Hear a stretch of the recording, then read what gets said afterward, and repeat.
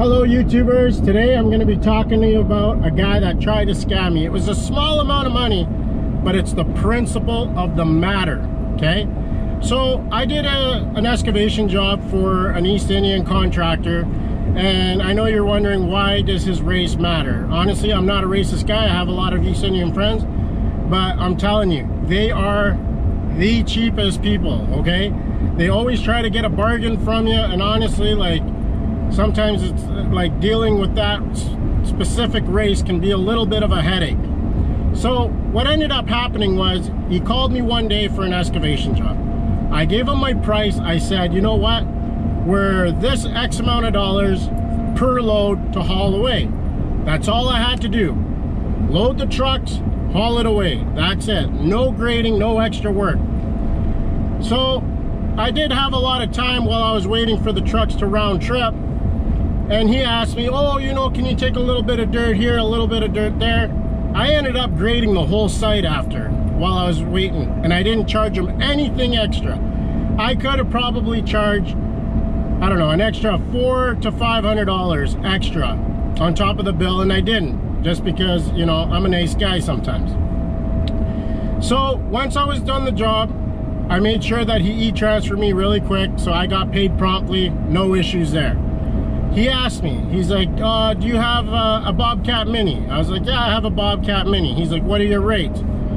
I said, these are my rates, and we have a 3-hour minimum. He's like, oh, that's gonna be too much. And he already tries to slice my price in half. And I told him, no, sir, it's not worth it for me to send my guy here for that amount of money. I was like, you either pay me my rates, or I don't send my guy here. So he agreed. So on that day, I was talking with his daughter, because, I don't know, he's got pretty bad English, but I could understand him on the job site, but on the telephone's a little bit harder to understand him. So I was talking with his daughter. I let her know that we would be there at 9 a.m., okay? My operator showed up there at 9 a.m. The contractor wasn't there. He shows up at 10 o'clock, and he expects us to start billing him at 10.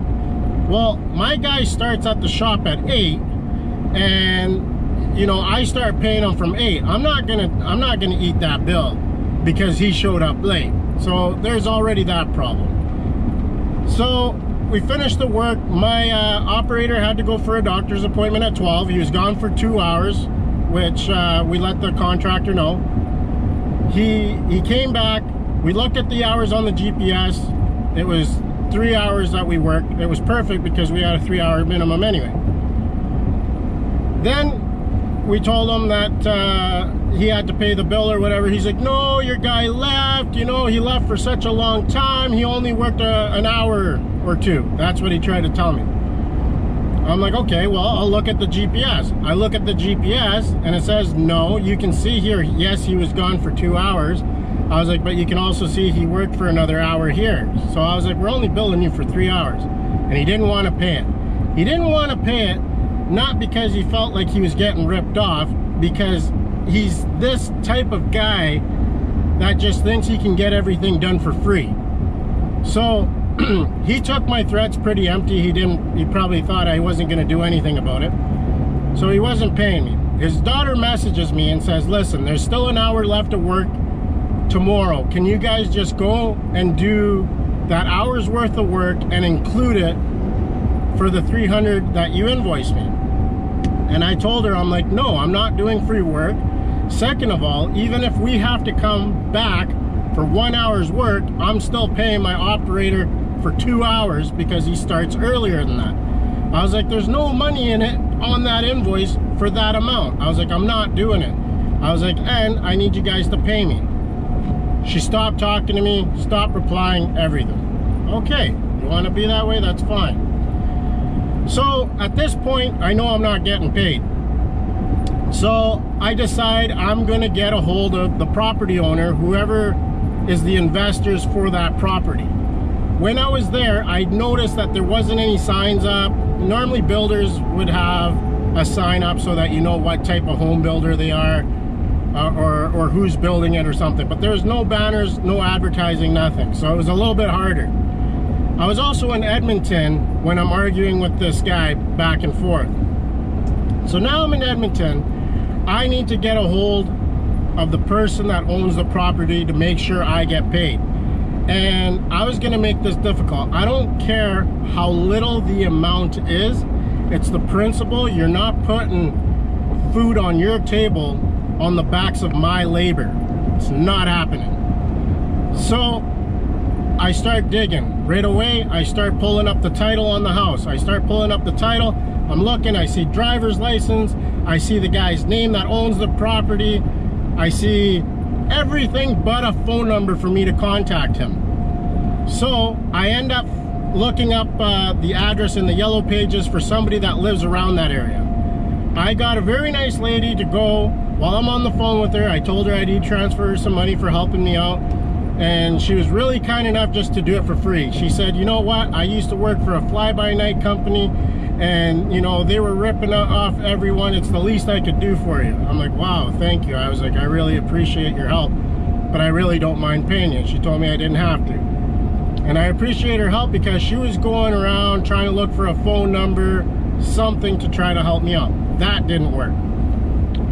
So I ended up calling a number that was somehow on Google associated with that address. I don't know if it was the realtor or a firm or what it was. So I called it, I talked about the address, I told him what it was in regards to, a contractor not paying me. I was like, who do I need to talk to? And he's like, don't worry about it. He's like, send me your info. I will get the owner to call you. I don't know, probably about an hour later, the owner calls me. And he's like, hello, Jason. I hear you're trying to get a hold of me. So I said, yes, this is what's going on. And he's like, okay, Jason. He's like, I've hired a contractor to deal with all this stuff. Can you relate this issue to him? So now I'm getting passed on to somebody else. This is a lot of work, but I don't care. Like, I just don't like people ripping me off. Even if it costs me more money than the invoice is worth, I'm gonna do it just to make sure that he's not putting bread on his table with my money. So what I ended up doing is I called this other guy, his name was Jackie, and I related the problem to him. And I told him exactly what was going on. I said, hey, you know, if you haven't paid him yet for the concrete, hold that check. He owes me money. I have hours to prove it. I have screenshots of my GPS on my machine to prove that we worked there for these amount of hours. He said, okay, can you email it to me and the amount of the invoice, and email that in the email with the amount of the invoice and the hours that you worked? I said, sure, no problem. This was on a Friday. Monday comes around, I didn't see anything in my email. Monday night, I email him back and I said, hi, Jackie, I'm just following up to see what happened with the invoice. And he said, oh, so I have an appointment with my lawyer next Friday. And he said, don't worry. He's like, anybody that's owed money will get paid. He's like, I just have to talk to my lawyer. And I'm thinking, man, this is a $300 invoice. You have the proof. Why do you need a lawyer? So I email him back and I say, Jackie, I'm like, why do you need to get a lawyer involved? I was like, end of week, like, you know, I'm giving you the heads up because I don't want to go put a lien on the house. And then you guys have to like have a huge headache. And I was like, you shouldn't get your lawyer involved. Just pay me my $300 and then deduct it off his invoice. He emails me back. I kind of took it as a little bit of a jab. And he's like, you're not my lawyer. And he's like, you're not my lawyer. So I wrote back. I'm like, okay. I'm like, if you need a lawyer for a $300 invoice, I was like, I'm going to make this cost you even more. Because I was like, I don't use a lawyer to put a lien on a house. I do my own liens. And guys, if you're doing your own liens, it should only cost you about $20, $30, okay? If you get a lawyer to do a lien, it'll cost you around $500. So I told him, I was like, okay. I was like, I took that as a jab. I was like, okay. So what I'm gonna do is I'm gonna go to Land and Titles today because I already have the legal land description and the lot number. And I'm gonna put a lien on this house. Now this is gonna cost you way more money. Now you gotta get that lien off. And builders have a way to getting the liens off, which is fine, but at the end of the day, they still have to put that money in trust. So even if he has to put that money in trust, guess what? That contractor that's not paying me, now the home builder is going to withhold at least 50% of his check for legal fees. Okay, this is how stupid it is. Over a $300 invoice, but I'm not letting them get away with it. So he messages me back. He's like, it is your right to put a lien. I totally understand. And he's like, what else did he say? He's like, it's totally within your right. And he's like, you do what you need to do. And he's like, thank you for letting me know. I was like, no problem. About, I think, I don't know, half hour later, I get an email from the contractor. Hey, I'm gonna pay you in full. Here's the security answer for the e-transfer. But you see, I had to do all that chasing around and I got eventually paid. But that's the kind of people that are out there right now. They think because it's such a small invoice, most contractors just let it go. And you do that enough to enough little guys, or you know, small bills, you think it's not worth it. Guys, learn how to lien your own properties. It will only cost you $30 instead of hiring a lawyer to do it for $500, okay? So I was able to get paid. I messaged the home builder and I said, hey, I was like, you must have talked to him because I got paid in full. He's like, well, you had all the facts and I just let him know. He's like, at the end of the day, you should get paid. I was like, I appreciate it. Thank you very much. Thank you for your time. I got paid. So guys, like I said, any advice you could learn from this right now is learn to put a lien on a house. Don't let things slide. He probably thought, how am I going to get a hold of the homeowner, because I never had his phone number. I didn't deal with him. I never even saw him on site. So he probably thought I was bluffing. Well, I did my due diligence and I got my 300 bucks back. And you know what? I look at that as that could have been money lost, let's just say. So now I got an extra bonus $300 that I didn't take a loss on. Now I can go use that on a piece of equipment, maintenance, or something. Anyways, I hope you guys like this video. Please like and subscribe for more videos like this, and stay tuned. In my next video, I'm gonna teach you guys how to lien a property. Take care.